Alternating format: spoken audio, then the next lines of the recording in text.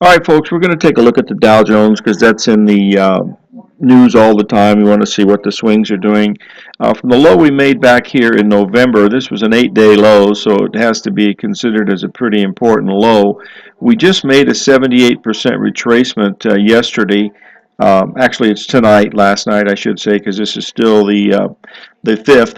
But we did hit the exact 78% retracement from this level. We're now very, very oversold. But what we want to do now is to go and look at this on an hourly basis because you can see this tremendous move that we had, today. The market had already been down quite a bit, and then we broke this last 1,600 points very, very quickly. And what did we do? We actually rallied 1,000 points. We've got all the way down to 239.40, and then we started to rally. So what we'd look for now is a 38% rally of this over the next day or so. That'll take it up about another, let me see, 2430, 2490, about a 600 or 700 Dow points, which would be nothing. We could also get all the way up here to the 61% retracement. But the main thing to do as far as waiting is try to wait until you see some type of a pattern like this to give you a really low risk entry, so you have several ratios to work off of.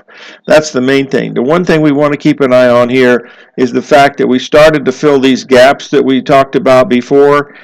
We came down and filled this one. If you'll notice, we did get to that one. We have all these down here to fill yet, all the way back into the 20,700. So they will be filled. But my guess is after this, it's going to be a little breather here, maybe chop around, and then we'll see what we can rally. But there's also the possibility that we continue on down, and if that does it, boy, we're going to go a whole lot lower. The volatility index is really raising its head, saying that there's something not right. So just be prepared. Always use stops. You got to protect yourself from something like this happening. Fortunately, we were along that volatility index, and that worked really nicely today.